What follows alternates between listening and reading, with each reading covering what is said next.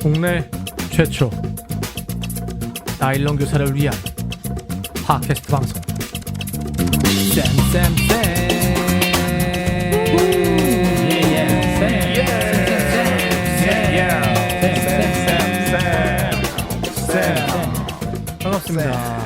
반갑습니다. 네, 반갑습니다.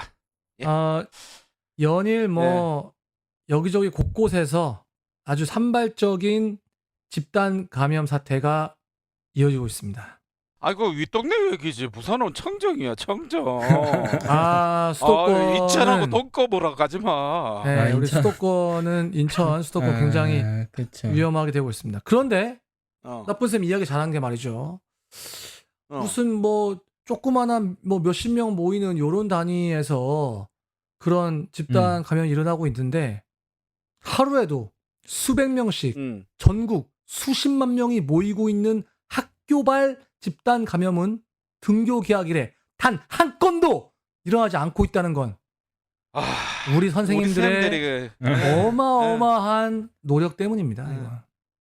아니 우리도 지금 옆에 그 밥 먹을 때도 거의 1m가 뭐고 한 2m는 떨어져서 먹는 것 같다 우리는.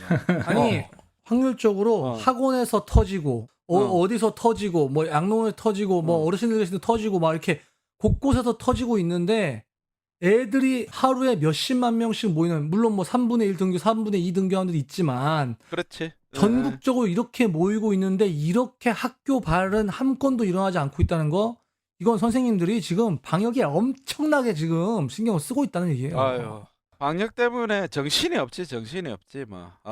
그러니까요. 오늘 대단해. 수업했는데 마스크 쓰고 어떤 선생님은 페이스 쉴드인가? 이렇게 얼굴에 그쵸, 투명하게 투명한 거. 가림막하고 그걸 하고 막 수업 내내 하잖아요. 초등학교는 그냥 스트레이트로 5교시를 하잖아요. 스트레이트. 쉼 없이 40분씩 수업하고 5분 쉬고 5교시를 그냥 수업하는 거야. 그러니까 막 숨이 턱까지 차고 미쳐버리겠더래요. 노랗고. 아유, 진짜 나는 마스크 쓰고 수업하다가 호흡곤란으로 죽는 줄 알았어. 와. 와. 정말 거기다가 애들 말이죠, 가까이 가지 마라, 얘기하지 마라, 마스크 써라, 마스크 벗지 마라, 1m 간격 유지해라. 맞아요. 정말요, 학교발 이거 안 나올 확률적으로 이게 있을 수가 없는 일이란 말이에요. 이 확률적으로 이거는 엄청나게 지금 선생님들이 초긴장해가지고 하고 있다는 증거거든요. 그럼에도 불구하고 지금 보면은 제가 오늘 각종 그 학교의 민원들 제가 기가 찬 거 봤습니다. 오늘 몇 개 봤어요. 어떤 분이 페북에 뭔데? 글을 올리셨는데 강당에서 수업하고 있는데 애가 모기에 물렸어.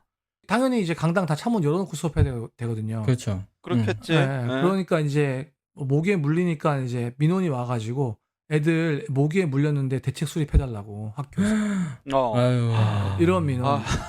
그다음에 또 말도 1, 2학년 엄마들 같은 경우에 이제 애들 보내고 그다음에 끝나면 애들 나올 때 애들 받고 이러잖아요. 그 교문 앞에 다 줄 지어 계신단 말이에요. 줄 서 계신단 말이에요. 안으로 못 들어오니까. 그렇죠. 그러니까 이제 교문 앞에 학교에서 천막 같은 거 햇빛 가림막 이거 해놓으라고. 이런 민원. 이건 어떻게 받아들여야 될까? 그러니까 정말 지금 학교에서 선생님들이 지금 방역 최전선에서 지금 피땀 흘리면서 애들 말이죠. 지금 하고 있는데 이 방송을 들으시는 우리 그 학부모님들 많으실 텐데요.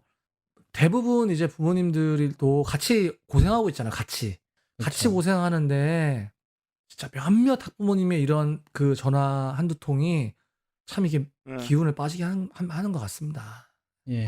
진짜 선생들이 지금 현재 거의 호흡곤란 지경으로까지 가면서 지금 수업한다고 아들 한 개라도 더 가르쳐 볼기라고 지금 진짜 하고 있는데, 좀 그런 것들은 조금 서로 양보하면서 하면 좋지 않을까. 나 진짜 갑자기 열이 확 올라오네. 안 그래도 날은 더워가지고 죽겠는데. 근데 지금 나쁜 학부만 있는 게 아니라 제가 미담 사례가 있는데 미담 첫날 많죠, 수업하는데 미담 막 숨을 헐떡헐떡거리면서 막 설명을 하고 있으니까 그 다음날 점심 먹고 이제 다시 교실에 들어갔더니 애는 가고 없고 선생님이 첫날 너무 숨차하셔서 너무 힘들어 보였습니다. 이거 먹고 힘내서 열심히 가르쳐 주세요. 이렇게 초콜릿과 함께 편지를 써서 딱 올려놨더라고요. 아, 김영란법 그래서- 위반이네요. 김영란법 위반. 그렇죠. 예, 다들 좋은 쌤 선생님들이 이거 수고하셨습니다. 사진 찍어야겠다 이렇게 얘기하시는. 근데 너무 감동받았어요, 진짜. 그걸 먹지도 못하고 예, 전국에 계신 청취자 여러분, 좋은 쌤 신고해 주세요. 인천의 모초등학교. 이런 식으로 받아들이네. 미담이래, 미담. 예. 그런 사람 네. 분들도 있습니다. 정말 수고 많이 대부분 한다고. 그렇습니다. 네. 그리고 학부모님들도 지금 엄청 고생하고 있어요. 그렇죠. 지금 보면요, 예를 들면 이런 식이에요. 아이가 둘이나 셋이 다르면 첫째가 다니는 학교는 일주일 나가고 일주일 쉬고 일주일 나가고 일주일 쉬고 이런 방식이야. 근데 둘째가 나가고 있는 그러니까. 학교는 일주일 중에 이틀 나가고 3일 쉬고 이틀 나가고 맞아. 3일 쉬고 이런 식이야. 미쳐버리는 거야, 미쳐버리는 거야. 맞아요. 이해합니다. 아유, 뭐 이래나 저래나 나쁜 놈은 코로나야. 우리 모든 거를 코로나한테 이제 다 그 전가하도록 하고. 맞아요. 하여튼간에 뭐 이 시기 서로 힘 모아갖고 잘할 수 있는 방향으로 갔으면 좋겠다. 저는 맞습니다. 맞습니다. 그렇게 바라고 싶네요. 맞습니다. 에이 나쁜 코로나 이씨 진짜. 그치. 욕 한번 진짜. 해주세요. 삐처리하게 욕 한번 해주세요. 야, 이 코로나 아이, 띠띠띠띠띠. 아이 코로나 같은 아이 진짜. 씨. 자, 이런 와중에 우리 방송에 거의 구독자 없는 유튜브에도 댓글 달린 것 같아요, 존 쌤. 아닙니다. 260여 명 선생님들이 구독하고 계십니다. 예. 1000만 구독자, 어머. 10만 구독자, 100만 구독자 못지않게 알찬 분들인데 이분 요번에 자해편 158회 자해편에 성나경님께서 2개를 달아주셨어요. 하나는 서울대에서 조사했을 때는 44%, 그리고 대부분 국내 연구 자료로 보면 12에서 27% 자해하는 친구들이 되게 많다. 정확하게 퍼센테이지를 얘기해 주셨습니다. 우리 방송에 조금 더 정밀성을 좀 가해 주셨네. 그렇죠, 그렇죠. 야. 그렇죠. 그 다음에 감사합니다. 잘 듣고 있습니다. 크크크. 요것도 하나 같이 남겨주셨습니다. 아유, 감사하네요. 참. 네. 좋습니다. 연결해서 좀 소개시켜 드리면요. 우리 이제 또 팟빵에 우리 뽀고알님께서 예. 또 이렇게 아, 댓글을 좀 애청자 달아주셨더라고요. 반갑습니다. 예. 자, 자주 듣다 보니 출퇴근길 카풀하는 느낌이 들어요. 게다가 같이 근무하는 옆반 쌤들 같고요. 어느새 다음 방송이 기다려지는 소중하고 고마운 존재가 되었네요. 그리고 우리 좋은 쌤, 이상한 쌤, 나쁜 쌤 매력을 고루 갖추면 어떤 쌤이 되는 걸까? 급 궁금해지네요. 네. 야. 거기에 그래서 제가 거기에 댓글 달았어요. 그 셋 합치면 미친 쌤 된다고. 미친 왜 쌤 된다고. 카는데? 정상이 아니죠. 아니, 나쁜 게 뭐 잘못인가? 이거 셋을 나쁠 수도 합치면 안 있지. 됩니다. 네. 셋을 물론 합치면 안 되고 저희가 각자의 개성이 있어야 됩니다. 네. 저는 나쁜 쌤이 될 수 없습니다. 왜? 저는, 나쁜 것도 괜찮아. 저는 평소에 욕을 못 하거든요. 예. 저희가 늘 주장하지만 우리 한 사람의 교사 안에는 좋은 면, 나쁜 면, 이상한 면이 다 들어있다. 네, 뭐 예. 이런 말씀 드리면서 그럼 미친 쌤인데 그러면 미친 미친 쌤인데 그러면 저는 뭐 파, 솔, 라, 시, 도 친쌤도 있습니다. 죄송합니다. 네. 예. 요즘 이런 얘기 하는데 좀 약간 우울한 소식들이 들리더라고요. 계속. 어떤 걸 지난- 건가요? 예, 아동학대 관련된 소식들이 연일 계속 터져 나오니까. 지난번에 우리 한번 그렇죠. 얘기했었는데 그 가방 네, 사건. 네, 네. 예. 그리고 네, 네. 하나는 끔찍한 최근에 그 편의점에서 그 어떤 네, 네. 그 여자분이 편의점에 애를 데리고 와서 뭘 먹이면서 걔를 보호해줬던 그 사건. 두 개 기억하시죠? 네. 저는 예, 두 번째 맞아. 편의점 고기 참. 사건은 손가락마다 지문을 없애려고 후라이팬이 지졌다고 얘기했던 그 얘기를 들으면서 저는 진짜 막 소름도 진짜. 끼치고 사람이 아니다. 어. 이런 생각이 어. 들었습니다.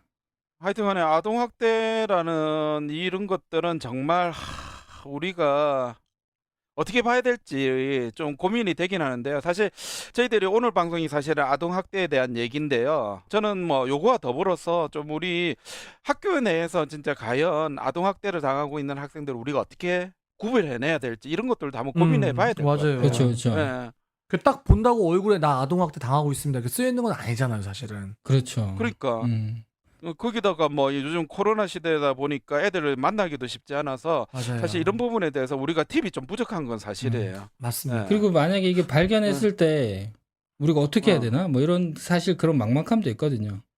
맞아요. 그렇죠. 그러니까 그뿐만 아니라 실은 또 교사가 이제 우리는 이제 야 마스크 똑바로 써 붙어 있지 말라고 이렇게 하는 건데 되게 리얼하다. 지금 되게 많이 그렇게 하고 있거든. 선생님 나한테 소리 질렀다고. 선생님 나 아동학대 밀쳤다고. 막 어. 이런 부분도 사실은 이제 그런 네. 부분까지 우리가 훈육의 부분까지 한번 좀 우리 안혜용 단장님 모시고 또 한번 이야기 나눠보는 그렇죠. 그런 시간을 또 가져보려고 합니다. 예. 우리 선생님들 예. 귀 쫑긋 세우시고요. 방송으로는 코로나가 전파되지 않습니다. 좋은 정보와 웃음만 전파될 뿐입니다. 중간 시그널 듣고 우리 다시 돌아오겠습니다.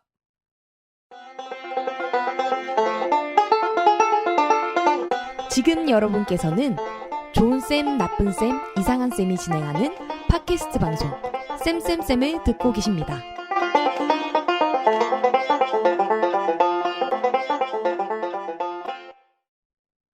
네, 지난 방송 나가고 반응이 굉장히 엄청났습니다. 지금 막 손에 고무줄 감고 다니고 난리 났습니다. 아니 립스틱이 그리고 네. 빨간 사인펜이 풍기래요.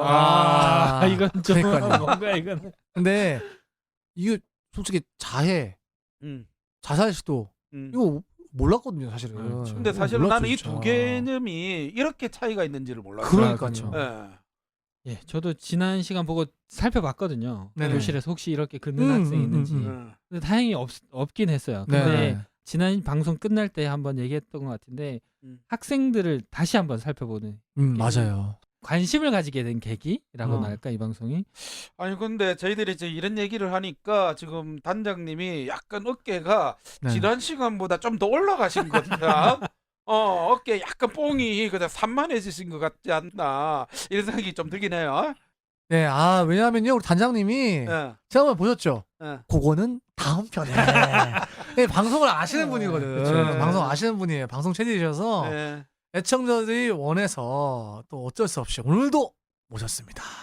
경기도 교육청 학생위기지원단의 안혜용 단장님 모셨습니다. 반갑습니다. 네, 반갑습니다. 반갑습니다. 예, 벌써 세 번째 저를 이렇게 부르시네요. 예. 그럼요, 예. 그럼요. 아니 근데 이름이 안혜영이잖아요. 그렇죠. 네네. 저 그 예. 얘기 하고 싶었는데.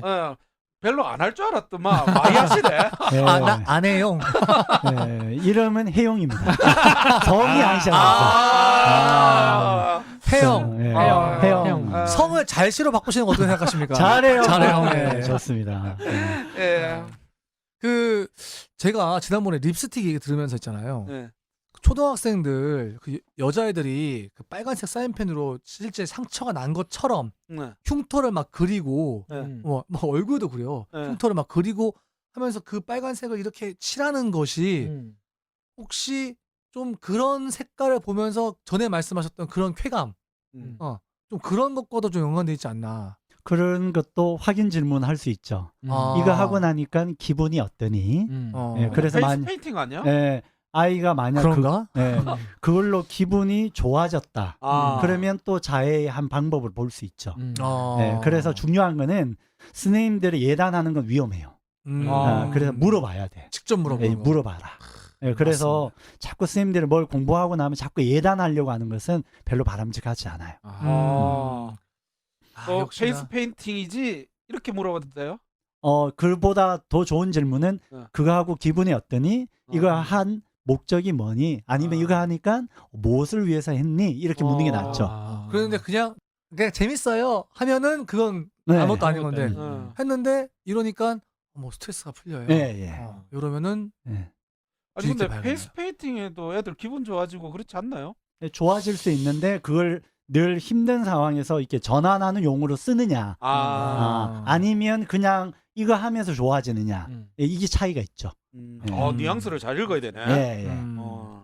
좋습니다. 오늘은 지난번에 말씀드린 것처럼 아동학대, 이 아동학대에 대해서 한번 우리가 알아볼 텐데요. 이 다소 무거운 주제입니다. 예, 저는 초임 시절에 가슴에 멍자국 있는 학생들을 봤거든요. 아이고야. 그리고 그 아버지를 아는데 아버지가 맨날 술 드시고 오시는 아유. 그런 분이었거든요. 그래서 그런 학생 볼 때 어떻게 해야 될지 그때 한 10몇 년 전이었으니까 그 아동학대라는 용어도 그때는 별로 안 썼던 것 같거든요. 맞아요. 그래서 그걸 어떻게 해야 될지 사실 애매하기도 하고 내가 맞아요. 얘기를 해야 되냐 말아야 되냐 뭐 어느 정도로 내가 개입해야 되냐 이런 것도 되게 애매한 게 사실인데 그때보다 지금은 더 많이 심각해졌을 것 같거든요. 어느 정도 심각한지. 예, 지금 아동학대는 지금 폭증 상태예요. 경기도 이제 제가 교육청에 있으니까 이 네. 업무를 하고 있으니까 얼마나 늦냐면 4년 전에 2,500건에서 그 다음에는 5,000건, 그 다음에 7,500건, 그리고 작년에 9,500건 네. 아. 급증하고 있어요. 연간 2,500건 예, 가까이가. 계속 급증하고 있어요. 잠깐만요. 혹시 네. 이런 거 아닐까요? 저는 왜 그게 참 동의하기 어렵냐면 요즘 보면 아빠들 보면 있잖아요. 옛날 아빠들이랑 너무 다르거든요. 애들 엄청 챙기고 같이 주말마다 어디 나가고 막 이러거든요. 그래서 혹시 그 수치라는 것이 진짜로 아동학대가 늘어났다기보다는 아동학대라는 말에 대한 민감도가 올라가서 그냥 조금 이렇게 툭 친 것도 다 아동학대로 하니까 늘어난 거 아닌가요? 예, 정확히 보셨는데요. 그 부분도 있어요. 예, 학생들의 민감도가 높아졌어요. 네. 왜냐하면 교육이 이루어지다 보니까 그렇죠. 이전에는 그냥 넘어갔던 것을 이걸 아동학대로 신고하는 건도 많고 네. 훨씬 더 많아요. 근데 또 한편 특징에 보면 신체학대보다 정서학대가 늘고 있어요. 아, 신체 학대를 못 하니까 예. 안 보이는. 그래서 제가 좀 더 우리 선생님들한테 질문. 네. 아동학대 가해는 누가 제일 많을까요? 가까운 사람. 부모죠, 부모. 예, 80%가 부모예요. 아. 그럼 부모 중에 아동학대 최근 경향을 보면 아빠가 많을까요? 엄마가 많을까요? 엄마. 아무래도 힘센 어. 아빠니까. 아빠. 엄마. 예, 최근 통계에 보면 엄마가 많습니다. 그렇지. 오. 왜냐면 엄마가 잔소리 엄청 하거든. 그게 심리적 그거. 아, 이 사람아 그거랑 아동학대랑은 다르지, 사람아. 그래서 이 지혜 이전까지는 신체학대 중심에서 지금 정서학대로 많이 넘어오고 있어요. 그래서 좀 더 다른 형태들이 많이 이루어지고 있다. 그리고 그리고- 엄마가 잔소리했다고 아동학대를 신고되는 사례가 있나요? 잔소리 중에는 정서학대로 볼 수 있는 부분들도 있거든요. 아. 예, 폭언, 음. 그리고 협박 이런 음. 것도 다 정서학대이죠. 어. 예, 다시 말하면 아동학대의 민감성은 높아져 있고 사회적 인식도 달라져 있어요. 네. 아이들도 달라져 있고 음. 또 하나는 아이들 그만큼 많은 아이들이 그 학대 피해 아이들로 나타나는 것도 사실이고요. 그리고 또 하나의 특징을 보면 아동학대 가해 부모들도 많지만 선생님들도 늘고 있다는 거예요. 선생님이요? 네. 이건 말도 안 됩니다. 저희 옛날에 얼마나 많이 맞았습니까? 그렇죠. 그러니까. 얼마나 요즘은 애들 건들지도 못해요. 말도 안 돼. 어떻게 아동학대 늘어요, 선생님들이. 이런 인식으로 지금 시작되고 있는 거죠. 옛날에 우리 많이 맞았는데 그렇죠. 지금은 뭐 너희들 건드리자. 그런데 인식이 달라져 있어요. 요즘은 신체적인 선생님들의 훈육의 방법 또는 저 아이들에게 말로 하는 훈육의 방법 중에 아이들은 그것을 학대로 받아들이는 경우가 많아지고 있어요. 저희들 재작년에 경기도에 학대 가해로 신고된 교사들만 540건이 넘어요.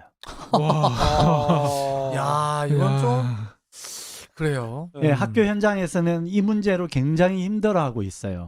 교사들은 옛날 방식은 아니지만 새로운 방식으로 아이들 훈육했는데 네. 학생은 그것을 학대로 받아들여서 신고하는 건도 많아지고 있어요.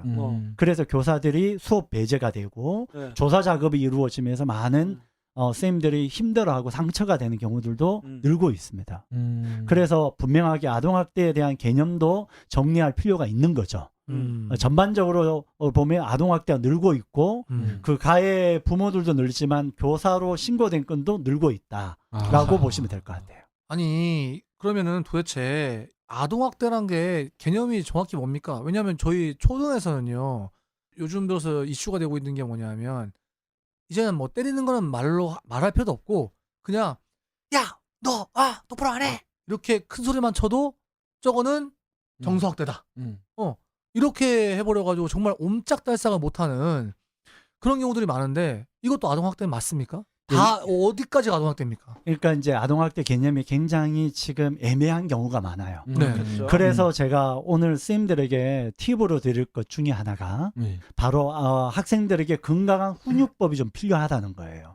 그래서 선생님들의 아동학대로 걸리지 않고 아이들에게 명확한 훈육할 수 있는 방법들을 갖는 게 중요하다는 거죠.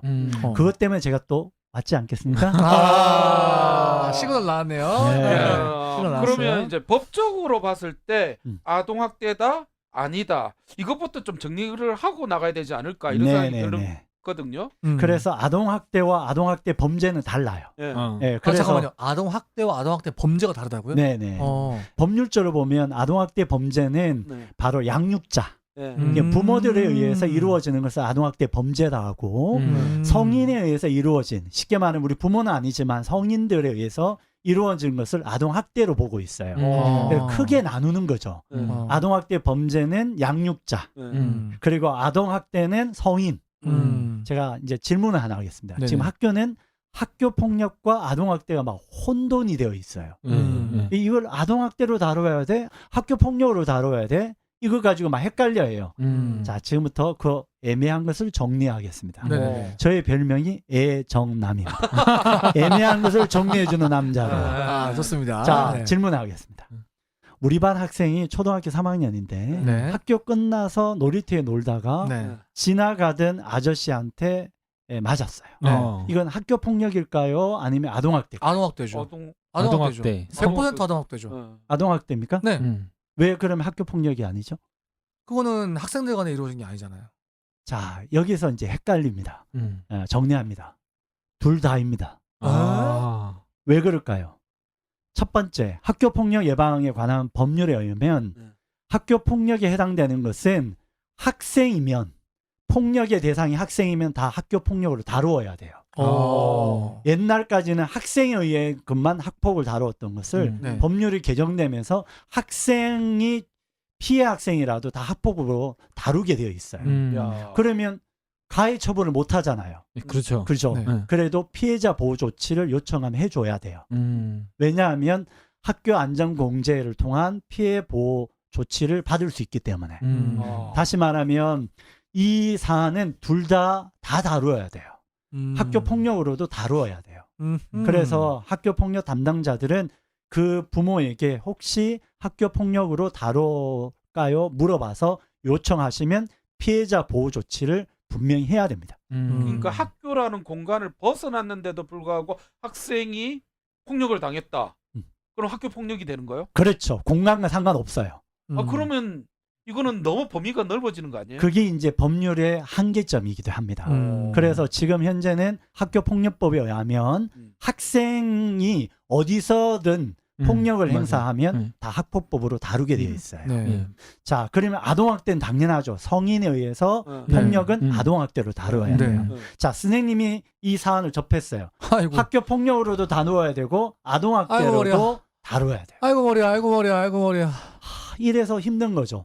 더 나가면 그 아이가 성추행까지 다뤘어요. 오 마이 갓. 아이고야. 그러면 어떻게 해야 될까요? 세 가지를 다 도와야 돼요. 방송 그만합시다. 아이씨. 법률이 이런 면에서 감당 나 죽습니다. 그렇죠. 이런 게 너무 어려운 거죠. 일단 기본적 개념 정리를 한다면 아동학대는 성인에 의해서 이루어진 모든 폭력을 아동학대로 다뤄야 돼요. 그리고 학생이 그 피해라면 학폭으로도 다룰 수 있어요. 그리고 성과 관련되면 성폭력 특별법에서 성폭력으로 다뤄야 된다는 거죠. 아니 근데 제가 아까 담당 다 죽습니다 이런 표현을 썼지만 가만 생각해 보면 그 애는 어떻게? 그렇죠. 이 애가 그러면 그 세 가지로 다 보호받고 치료받고 할 수 있다는 건가요? 그렇죠. 그래서 모든 법률은 피해자 보호 조치 중심으로 되어 있어요. 사실은 업무 담당자인 선생님은 세 가지 하나 버겁지만 이 아이는 세 가지 다 보호받을 수 있는 권한을 부여하기 때문에 다시 말하면 학생들을 그러네요. 위해서 피해자를 중심으로 어떻게 보호 조치를 강화할까에 따라서 만들어진 법으로 보면 될 것 같아요. 예, 이야기 있다 보니까 참 사실 이 아동학대를 유난히 저는 마음이 아프거든요. 네. 제 애가 길 가다가 누구한테 당할 수도 있고 제가 혹시 뭐 그렇게 될 수도 있는 것 같은데. 딸바보보다 딸바보. 네. 그래서 그런데 이제 중요한 거는 이 학생을 발견하는 거잖아요. 이 학생 발견하는데 예를 들어 부모한테 학대 당하고 와서 학교 와서 얘기할 리는 없잖아요.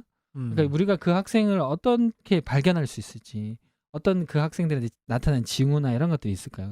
예, 징후들이 좀 있죠. 그래서 아마 학교에 선생님들을 위해서 아동학대 예방 매뉴얼이나 또는 공문에 보면 체크리스트가 있어요. 어. 이러이러한 것들이 증상이 나타났을 때 체크해라. 근데 미국 같은 경우에는 더 엄격하게 되어 있어요. 미국은 어디까지 했냐면 똑같은 옷을 3일 동안 반복해서 같은 옷을 입고 오면 아동학대를 의심해라. 여기까지 돼 있어요. 그래서 우리나라도 좀 더 체크리스트는 분명히 있는데요. 그 중에 좀 더 몇 가지를 좀 살펴보면 네네. 아이들의 복장도 굉장히 중요한 체크리스트예요. 네. 왜냐하면 우리 아동학대 중에는 방임이라는 게 있거든요. 그렇죠. 아이들이 그냥 방치하고 그리고 보호해주지 않는 것도 아동학대니까 네. 이 아이가 케어가 안 되고 있는지를 체크하는 것 중에는 복장 문제도 굉장히 중요한 이슈가 돼요. 그리고 또 하나는 아이들 영양 상태. 그래서 아이들이 밥을 못 먹고 온다든지 이런 것도 다 방임이죠. 또 하나는 치료적 방임도 있어요. 분명히 아이 상처가 났는데 계속 치료가 안 되고 있어요. 그리고 골마져 있어요. 아이고. 이것도 우리는 아동학대를 의심해 봐야 되죠. 이런 신체적 특징들도 좀 봐야 될 것 같고요. 또 하나의 이제 정서적 학대는 아이가 학교를 오기 싫어한다든지 또는 학교를 끝났는데 집에 가기를 싫어한다든지 이런 것들도 다 정서적 학대와 맞물려 있거든요. 어허. 이런 부분들도 좀 살펴봐야 되겠죠. 그 외에도 아이들의 다양한 삶의 아이들의 생활 환경들 또는 친구 관계 그중에 우리 지난 편에 이야기했던 자해도 아동학대의 형태로 나타날 수 있어요. 네. 그래서 아이들 첫 번째 자기 처벌적 자해는 그 중에 하나가 폭력에 노출된 아이들이 그 감정을 자유로 푸는 아이들이 있거든요. 이런 것까지 연결되어 있습니다. 그래서 심리 정서적으로 아이가 불안해 있다면 한 번 정도는 이 아이가 혹시 아동학대 피해 아이가 아닌지 살펴볼 필요가 있는 거죠. 뭐 이렇게 뭐 징후라든지 이런 것들을 뭐 발견했다고 칩시다. 뭐 우리 또 단장님 같은 경우는 직접적인 질문 좋아하잖아요. 뭐 너 진짜 자살하려고 하는 거니라고 직접적으로 그런 질문 좋아하시잖아요. 그러면 우리가 이런 거 발견했을 때 무턱대고 그냥 너 부모님한테 맞았니? 이렇게 질문하는 게 맞는지 이것들을 어떻게 그 상담이란 장면까지도 연결시켜 나갈 수 있을지 이게 사실 교사에게는 제일 큰 고민이 아닐까 싶거든요. 좀 그쵸. 의심되는 아이가 있을 때. 예, 의심되는 아이가 있을 때 솔직히 이 아동학대는 직접적으로 질문하기가 쉽지가 않아요. 네. 예, 아이들이 또 다른 상처가 되니까 네네. 요때는 좀 약간 간접적 질문이 필요해요. 간접 나왔네요, 드디어. 예, 간접적 질문이 왜 필요하냐면 아이들이 대부분 다 부모라 그랬잖아요. 네네. 폭력의 가해자가 부모이기 때문에 양가 감정이 있어요. 두 가지만. 힘들기도 하지만 내가 부모를 고발하는 죄책감이 같이 있는 거예요. 그래서 이 마음을 헤아리는 게 굉장히 중요해요. 그래서 이 아이에게는 직접적 표현보다 간접적 표현은 혹시 요즘 힘든 일 없니? 아픈 데는 없니? 요즘 뭐 어떨 때 가장 힘드니? 이런 걸 통하여 간접적 증거를 살펴보면 좋을 것 같고 혹시 어디 몸이 많이 상한지 간접적 증거를 통하여 살펴보는 게 훨씬 더 낫습니다.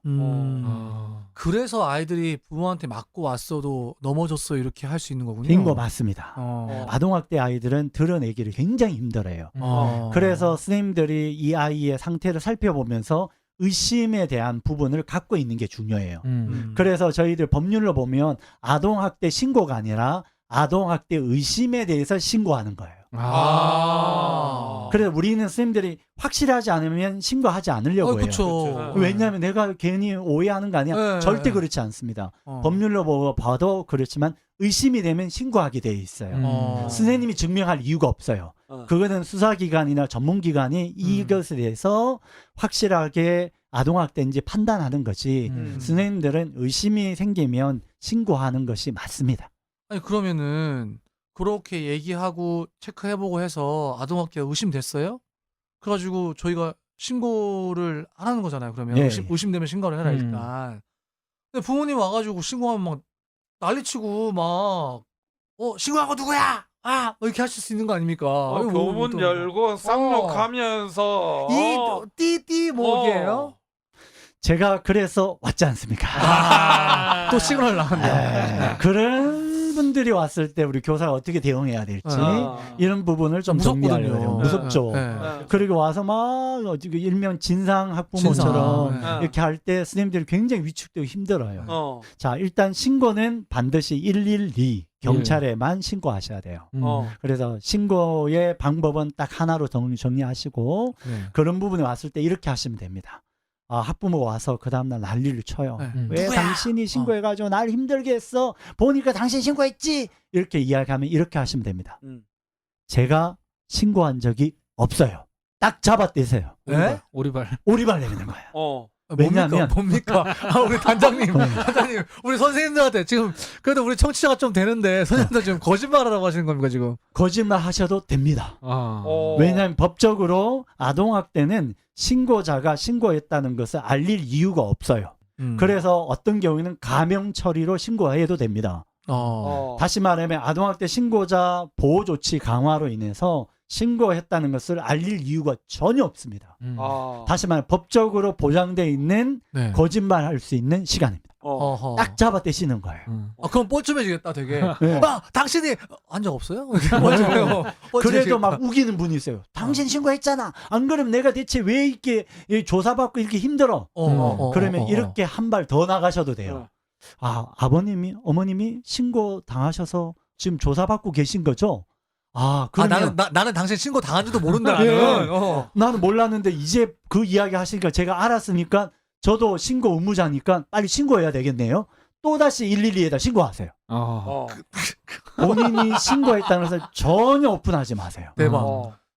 그렇게 정확히 내가 신고하지 않았다는 것을 확실하게 이야기하세요. 그런데 가끔 부모들 중에 또는 이 가해자 중에는 스네님을 괴롭히도 안 되면 관리자에게 찾아가요. 그렇죠.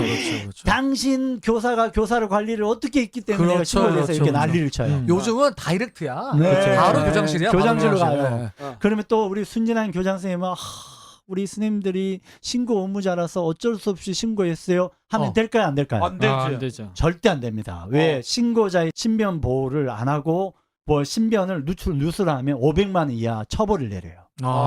그래서 신고하고 나서 꼭 관리자에게 혹시 누가 찾아와서 물으면 절대 저가 했다고 학교에서 했다고 알리지 마세요라고 안내해 주셔야 돼요.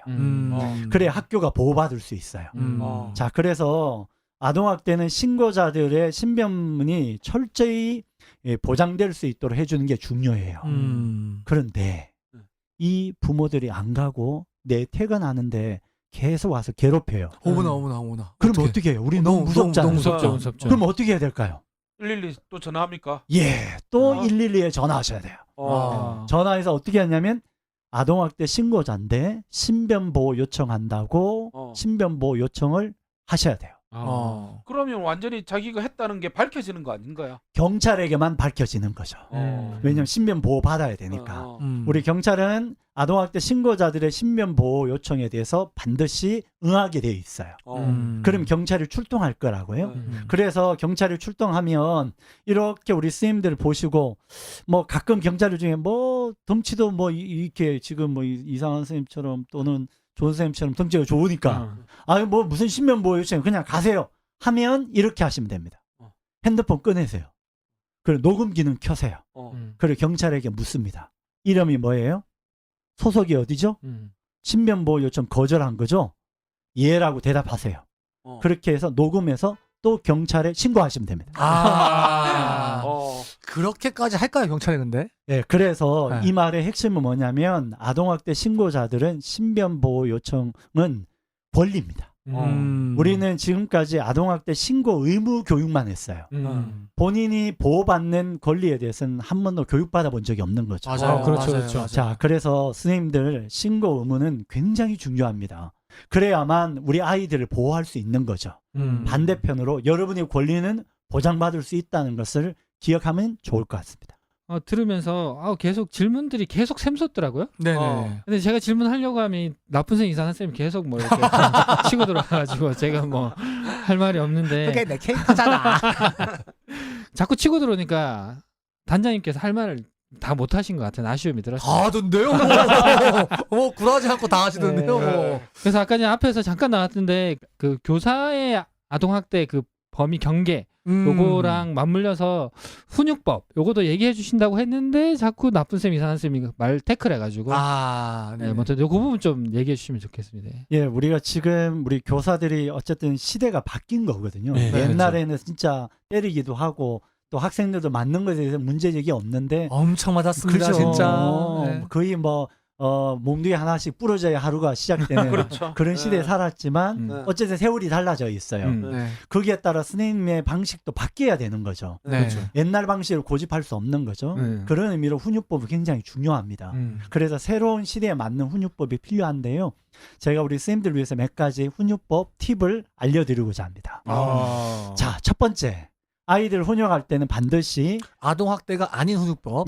건강한 훈육법으로 네, 네, 제가 네. 표현을 네. 합니다. 건강한 훈육법의 첫 번째 방식은 학생은 자리에 앉고 선생님 서야 돼요.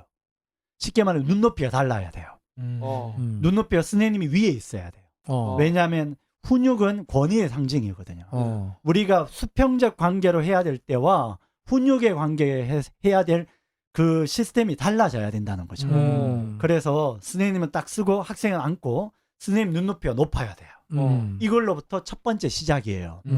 두 번째는 훈육할 때 뭐로 시작했냐면 목적을 먼저 설명해야 돼요. 목적. 가끔 선생님들이 훈육하려 보면 약간 마음이 좀 찔려요. 그냥 기분도 묻고 이렇게 말을 돌린다고요. 절대 바람직하지 않습니다. 왜냐하면 상담과 훈육은 달라야 돼요. 그래서 목적을 먼저 설명하고 시작해야 돼요. 오늘 너를 부른 목적은 수업 시간에 이러이러한 행동에 대해서 선생님이 야단치려고 부른 거야.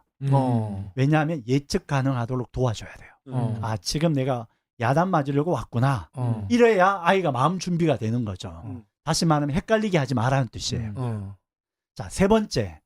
학생을 훈육할 때는 선생님 절대 묻는 얼굴로 야단치지 마세요. 다시 말하면 정확한 메시지를 전달하기 위해서는 내 말의 톤 그리고 내 액션 이것이 일치가 돼야 돼요. 상담에서 제일 아이들이 힘들어하는 게 뭐냐면 이중 메시지를 쓰는 거예요. 막 웃으면서 야단치는데 그 내용은 내가 기분이 나빠. 근데 얼굴은 웃고 있어. 그러면 아이들이 생각할 때 선생님이 나를 비웃는다고 생각해요. 그럴 수 있죠. 그럼 상처가 더 돼요. 그래서 야단칠 때는 정말 진지하고 그리고 단호하게 그리고 내 말과 내 온몸으로 이 아이에게 훈육한다라는 것을 보여줘야 돼. 자, 이것이 세 번째예요. 마지막 네 번째는 훈육의 내용을 어떻게 전달할 거냐는 I 메시지로 전달합니다. I 메시지를 말은 반대로 U 메시지가 있어요. 네. 이런 형태죠. 너는 왜 맨날 그렇게 떠들고 장난치니? 이건 U 메시지예요. 이런 비판형이에요. 그럼 아이들이 마음의 저항이 시작돼요. 이 말을 제가 I 메시지로 바꿔볼게요. 네. 너가 그렇게 수업 시간에 장난치고 떠드니까 선생님이 속상해. 그리고 수업 진행에 방해되니까 내가 수업을 못하게 되니까 화가 나. 이것이 I 메시지예요. 너의 행동에 대해서 내가 이렇게 느낀다는 거예요. 그리고 또 하나, 너가 그렇게 행동하니까 다른 아이들도 너에 대해서 좋은 이미지로 기억하지 않을 것 같아. 이렇게 철저하게 I 메시지로 전달하는 거예요. I 메시지의 첫 번째는 내가 그렇게 느낀다는 거예요. 두 번째는 요청을 합니다. 어떤 요청이냐면 다음에는 그런 순간에 너가 이렇게 행동해 줬으면 좋겠다는 요청이에요. 그것을 묶어서 I 메시지라 그래요.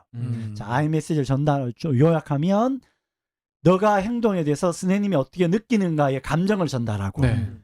다음에는 이렇게 행동을 바꾸어 달라는 요청까지 담아내는 것이 훈육이에요.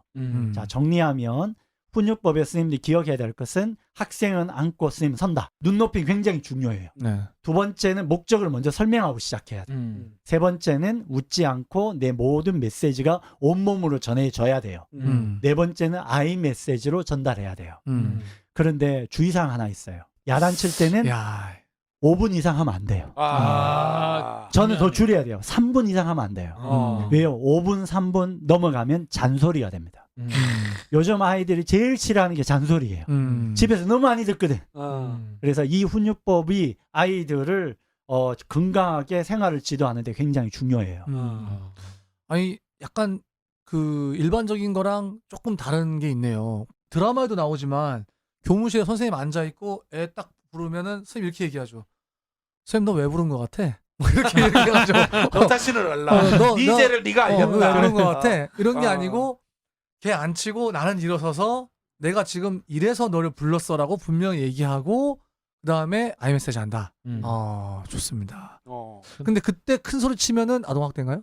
예, 이때 이제 감정을 표현할 때 선생님들이 소리를 높일 수도 있지만 훈육에서 제일 안 좋은 게 감정이 개입되면 아이들은 거부 반응이 많아요. 아, 저 선생님 또 감정이 나오는 거다. 그래서 아이 메시지가 중요한 거죠. 책상 탕 치면서 와 이렇게 하면 그럼 아동학대인가요? 이 아동학대 경계가 애매하긴 한데 아이들이 받아들이는 게 중요하잖아요. 모든 법률에는 피해자 중심으로 되어 있어요. 피해자가 그것을 그렇게 받아들이지 않으면 아이들은 학대로 느껴지지 않을 수 있거든요. 근데 최대한 우리가 말할 때 선생님들이 훈육할 때 가장 중심은 그 아이가 어떻게 받아들일 건가를 정확히 전달하는 게 중요해요. 예, 그래서 이것이 학대로 가는 것은 상습적이고 반복적이에요. 그리고 또한 그 형태가 이 아이에게 학생에게 심리적으로 큰 충격이 와서 일상을 생활하는데 힘든 경우를 우리는 범죄 또는 학대라고 표현할 수 있는 거죠. 자, 그래서 한 번 정도는 선생님들이 할 수 있는 행위에 대해서 무조건 다 학대를 하면 여기에 걸리지 않는 선생님 누가 있을까요? 그러니까. 그렇죠. 그래서 사실은 지금 이제 뭐 아동학대 강의라든지 이런 거 보면 네. 선생님들이 제일 듣기 싫은 이유가 이거 하면 안 돼요, 이거 하면 안 맞아요, 돼요, 이거 맞아요. 하면 안 돼요, 이거 하면 그리고 이것도 그러면 걸릴 수 있어요. 저것도 걸릴 수 맨 있어요. 마지막에 이거 해갖고 잘릴 수도 있어요 라고 하는데 사실 그 얘기를 들으면 선생님이 옴짝달싹할 수가 없는 거예요. 무기력이죠, 무기력. 그러니까 어떻게 보면 학생이 갑이 되는 학생이 진짜 저 교사 한번 골탕 먹여야지라고 해버리면 안 걸릴 게 없는 거죠. 그래서 건강한 훈육법이 굉장히 중요하다는 거예요.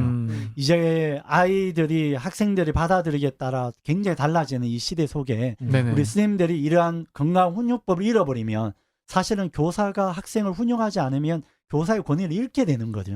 다시 말하면 학교 현장이 다 무너지는 거예요.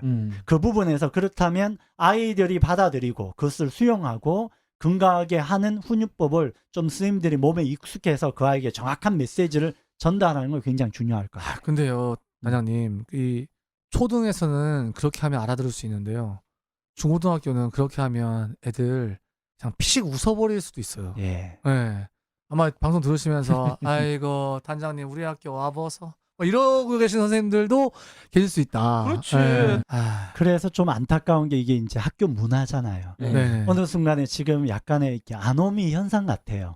옛날 방식으로 통제하는 것이 다 사라져 있고 뭐 벌점제도 다 사라져 있고 이런 과정 속에 아이들은 건강한 훈육법이 올바르게 익숙지 않고 교사도 어떻게 이 아이를 지도해야 될 방식이 잘 먹히지 않는 이 상태, 전 다시 원점으로 그럼 건강한 훈육법이 제대로 적용되고 아이들 그걸 받아들이고 이런 것들을 좀 만들어가는 문화가 좀 필요한 시대에 있는 것 같아요. 아마 현장에는 굉장히 선생님들이 힘들 것 같아요. 이 부분 때문에 헷갈려서. 근데 신기하게 고등학생이 의외로 아동학대가 적어요. 그건 당연하죠. 예. 왜냐하면 관계 자체가 초등학교 같은 밀접한 관계가 아니잖아요. 네.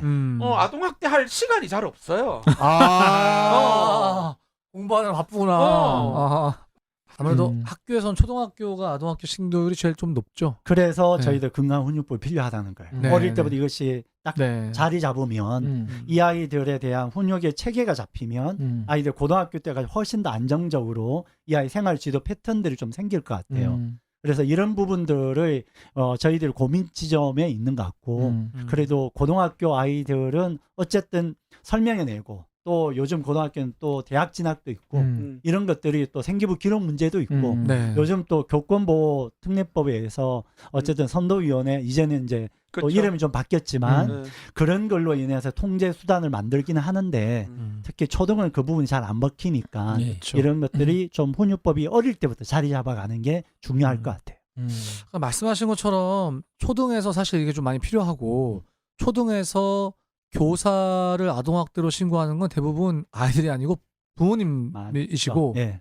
또 아이들이 부모님에게 학대당한 경우에 또 신고하는 것도 초등이 많죠. 네. 그런 경우엔 또 선생님이 그 부모를 신고해야 되고 결국에는 아이 입장에서는 사실 부모님도 소중하고 선생님도 소중하고 그래서 아이 입장에서는 우리 선생님이 신고를 당하든 아니면 선생님이 우리 부모님을 신고하든 굉장히 받을 충격이 클 것 같거든요. 그래서 지금 우리 아동학대는 국가적으로 굉장히 관심이 많아요. 네. 2019년 5월 우리 정부가 포용 국가 아동 정책을 발표했어요. 그 중에 하나가 아동학대가 가장 핫 이슈였어요. 아동학대에 대해서 지원 체계를 강화한다. 그 첫 출발로 지금 아동보호 전문기관이라고 있어요. 아동학대 신고가 접수되면 그 기관에서 조사하고 그리고 지원하는 업무를 했어요. 근데 이게 민간 위탁 사업이다 보니 문제가 많았어요.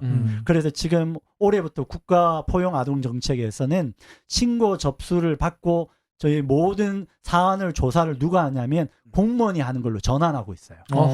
그리고 아동보호 전문기관은 그 아이를 사례 관리하고 아이가 빨리 심리 정서적으로 회복되는 걸로 집중하는 기관으로 바꾸고 있거든요.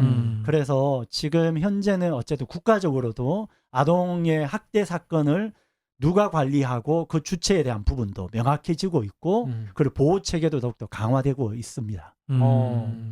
근데 저는 계속 듣다 보면서 한 가지 생각되는 거는 참 뭐 훈육도 했어. 그래가지고 뭐 어느 정도 잘 됐어. 그럼에도 불구하고 아동학대로 신고되는 그런 사례들이 있을 것 같거든요. 그러니까 애는 그렇게 안 느껴. 근데 엄마가 열받아서 그냥 신고를 하는 거야. 그럴 수도 있고 그런 식으로 교사가 좀 피해야 될 행동이랄까요? 이렇게 하면 안 된다. 좀 가이드라인을 좀 주실 건 없는지, 조심해야 될 부분은 없는지. 사실 이 부분이 좀 경계선에 있기 때문에 좀 애매하긴 한데요. 예, 저희가 이제 경기도는 올해 이제 아동학대 처리 지침에 대한 매뉴얼을 개발해야 해서 보급합니다. 그중에 경기도만 얘기를 하시. 안타깝게도 이게 아동학대에 대한 처리 매뉴얼이 교육부도 없어요. 17개 시도교육청에 갖고 있는 게 경기도밖에 없어요. 이번엔 또 Q&A를 좀 많이 넣어놨어요. 사례집을. 좀 다른 시도교육청도 이 자료 가져와서 좀 배포했으면 좋겠다. 그렇게 좀 저희들 교육부도 주고 하려고 하는데 그 경계가 애매한 건 사실이에요. 근데 중요한 것은 지금 모든 법이 피해자 보호 중심으로 돼 있어요. 뭐냐면 아이가 신고가 이루어지면 저희들 매뉴얼에 보면 무조건 선생님은 수업 배제가 돼요. 그래서 일주일 동안 배제하게 돼 있어요. 왜냐면 조사 작업이 이루어지다 보면 그때 선생님의 상처가 많거든요. 장난 아니죠. 예. 그래서 좀 더 인식을 바꿔요. 이것을 무조건 배제라 해서 그 선생님이 그 행위를 했다고 전제하는 게 아니라 이것을 명확하게 밝혀주는 것도 도움이 되니까 일단 1차적으로 선생님 그것 때문에 상처받지 마라. 두 번째, 그것이 명확하게 밝혀지는 게 선생님을 위해서 더 나아요. 왜냐하면 부모들은 자꾸 이걸 은폐한다. 축소한다. 학교 뭔가 의도가 있지 않냐. 그리고 제 식구 감사기다. 이런 오해를 다 벗어내는 과정이라고 생각이 들고 그 대신 이제 경계선에 대해서 오해들이 좀 있어요. 문제가 되지 않으면 분명하게 밝혀질 거예요. 또 하나는 이 경계선에서 좀 주의해야 될 거 아까도 말했지만 선생님들이 하고 있는 행태들 중에서 아이들이 오해할 만한 행위 또한 요즘은 또 미투 사건도 많으니까 그래서 신체적 터치 이런 부분 좀 조심해 달라. 그 부분은 굉장히 중요할 것 같아요. 반대로 학생이 선생님에게 신체 터치도 주의해야 될 거를 가르쳐야 되죠. 이 부분에 대해서 이제는 좀 새로운 경계선을 만들어야 되는데 사실은 이 경계선은 케이스 바이 케이스로 어떤 의도로 했는가에 따라 굉장히 애매할 수 있어요. 그렇죠. 그래서 그 부분은 아마 수사기관이나 또 이것을 다루는 사람들이 정확히 부분을 살펴보고 정리해 줄 것 같아요. 그래서 여기에서 명확하게 이거는 이런 식으로 해야 돼요. 할 수 없는 답변을 못 드리는 것은 케이스 바이 케이스가 다르기 때문에 굉장히 애매하게 와 있어요. 근데 사법권은 법률 쪽은 굉장히 엄격하게 적용되고 있다는 것은 사실인 것 같습니다. 나는 의심 신고만 당해도 완전 교직에 대한 자괴감과 이 뭐가 들 것 같아요. 특히나 일주일간 배제되는 순간 낙인이 찍혀버리니까 그 낙인을 회복하는 것이 너무 어려울 것 같아요. 네, 맞습니다. 네. 그래서 조금 안타까운 일이죠. 그래서 이 부분을 어떻게 되면 기관을 좀 좁히고 또 신속하게 빨리 결론을 내릴 건가는 앞으로 풀어야 될 숙제일 것 같고요. 또한 주위에 있는 학부모나 학생들에 대한 인식도 그때 이 일주일 동안 아이들에게 교육의 내용도 좀 담는 것도 필요한 것 같아요. 엄격하게 말하면 아직까지 아동학대는 학교 현장에서 어떻게 해야 될지는 많은 부분을 보완해야 될 영역 같습니다. 제가 몇 년 전에 후배 교사가 있었는데 그 후배 교사가 어떤 학생 때문에 화가 났어요. 그 학생이 뭘 했는데 그 교사를 화나게 하는 경우 그런 경우 많잖아요. 많죠. 그래서 화를 못 참고 그 학생을 때린 건 아니고 근처에 있는 물건을 찼어요. 아, 찼어요. 발로 아. 찼는데 걷어찼는데 그 물건이 날아가서 그 학생한테 부딪혔죠. 아하. 그러니까 직접적인 그렇죠. 그래서 학생의 상처가 좀 생각보다 이제 크게 났죠. 아이고야. 근데 그거는 뭐 그거를 또 아동학대라 생각해야 되냐? 그래서 그 학생이 아동학대 신고는 안 했거든요. 그런데 지금에 와서 보면 그 부모가 아동학대로 신고할 얼마든지 수도 신고할 수 있겠다는 있죠. 네. 생각이 들거든요. 이렇게 근데 신고를 당했다. 그러면 우리는 어디에 가서 호소해야 되는가? 이런 것도 좀 궁금하거든요. 일단 조사 작업은 아마 경찰 수사권에서 할 거예요. 네. 그 부분에 대해서 선생님들이 피해갈 수는 없을 것 같고 네. 이제 문제는 이제 심리 정서적 문제 상처가 있잖아요. 네. 그렇죠. 그래서 지금 교육부에서 계속 하고 있는 게 교직원 치유 지원 센터들이 활성화되고 있어요. 그 말은 교직원들이 그런 여러 가지 이유로 심리 정서적 지원 체계가 필요하고 그에 따라 여러 가지 상담이나 또는 심리적 지원 또는 외부에서 도움받는 기관에 상담받고 하는 것을 지원받는 시스템은 강화되고 있어요. 그건 좀 도움을 좀 받는 게 좋을 것 같고 또 하나는 저는 반대도 있어요. 학생의 인권이 중요하다면 교사의 교권도 있는 거죠. 네. 그렇죠. 그래서 지금 교권에 대한 부분을 강화하고 있잖아요. 네네. 교원 지원 특례법이 더욱더 강화되고 그렇죠. 있으니까 네네. 저는 양쪽에 대한 인권은 다 받아야 된다. 그래서 스님들 중에서 교권 침해로 인해서 그 사건 말고 교권 침해가 있으면 꼭 교권보호위원회를 열어야 된다. 그리고 그 아이에게 명확한 메시지를 전달해야 된다. 너의 인권도 중요하고 스님 인권도 중요하다. 이 개념을 같이 밸런스를 맞춰주는 것도 학교 현장이 필요한 것 같아요. 많은 스님들은 교권 침해 사안이 있지만 교사가 어떻게 학생을 이러는 인식이 있거든요. 이것도 좀 바꾸어내는 것도 필요하다. 이게 동시에 이루어질 수도 있겠네요. 그렇죠. 맞습니다. 네. 동시에 이루어질 수 있어요. 부모가 아동학대 신고해서 내가 조사 받으면서도 나는 그때 애한테 교권 침해 당했는데? 라고 해서 교권보호위원회를 또 동시에 양쪽에 다 돌아가는 그럴 그렇죠. 수도 있겠네요. 네네네. 그래서 좀 더 인식을 바꾼다면 원래 아동학대라는 것은 아동의 인권의 침해 사건이잖아요. 그렇죠. 똑같이 교사도 교사의 인권의 침해 사안이 있을 때는 똑같은 시스템으로 도는 게 중요하다. 아, 개싸움 되겠는데 이거. 그러면 개싸움. 그러면서 이제 어쨌든 양쪽 다 이루어지다 보면 여러 가지 혼란이 있겠지만 저는 좀 이 과도기라 생각해요.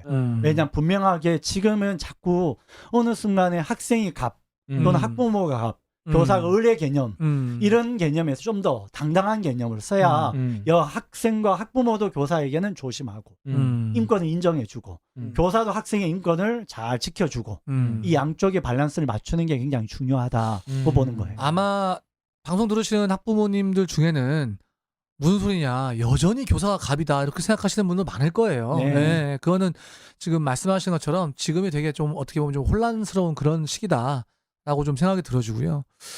저희가 진짜 이거 교사 배움 토크 이렇게 3편 이렇게 가는데 이걸 이렇게 3편만 하기에는 좀 아쉽다는 생각까지 들 정도로 3편이 정말 순삭, 네. 그렇죠. 말 그대로 그렇죠. 순삭 이렇게 지나갔는데요. 저희 녹음 시간도 그냥 순삭입니다 지금. 네, 우리 네. 나쁜쌤, 어떻게 들으셨습니까? 3편. 저는 3편을 들으면서 네. 첫 번째, 두 번째 편은 좀 마음이 그래도 마음의 100%는 아니었지만 그래도 괜찮았다. 네네네. 솔루션이 괜찮다. 딱딱딱. 했는데 3가지 기억하세요. 이렇게. 오늘 방송을 딱 하고 나서는 마음이 무겁다. 한계가 있네 이분도. 이분도 상승곡선은 아니네. 포물선을 그리다가 상승점을 찍고 내려오는 경우도 있구나. 그러면서 조금 실망은 했지만 네네네. 그럼에도 불구하고 아동학대에 대해서 그래도 이제 우리가 가두기적인 측면에서 새롭게 봐야 될 분들을 또 네네. 제시해 주신 것 같아서 네네. 그 부분에서는 또 의미가 있지 않았는가. 하지만 이 3편을 우리 선생님들이 널리 알려야 될 편은 맞다. 꼭 아셔야 될 것 같아요. 그렇죠. 네, 꼭 아셔야 주위 될 것 같아요. 선생님들한테 저도 이분 맨 처음에 조은 쌤이 추천하셨을 때 과연 뭐 그럴까라고 했는데 이건 선생님들이 알아야 될 내용. 알아야 될 내용입니다. 네, 진짜. 그래서 이 방송을 듣는 선생님들 좀 링크도 좀 뿌려주시고 네네. 좀 해주시면 좋지 않을까 이런 생각을 했던 3편이었던 것 같습니다. 네. 예.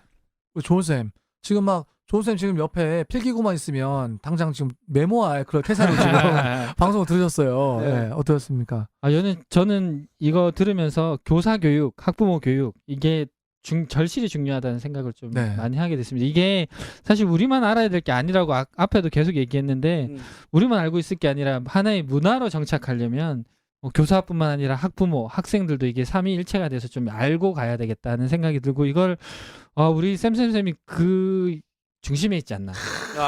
아까도 얘기했듯이 계속 과도기잖아요. 이 과도기죠. 과도기를 네. 한 방에 정리할 수 있는 게 우리 쌤 방송이 아니나 그런 생각이 드네요. 갑자기 방송 자랑질로 마무리하는 이런 분위기 상당히 좋습니다. 상당히 좋고요. 네.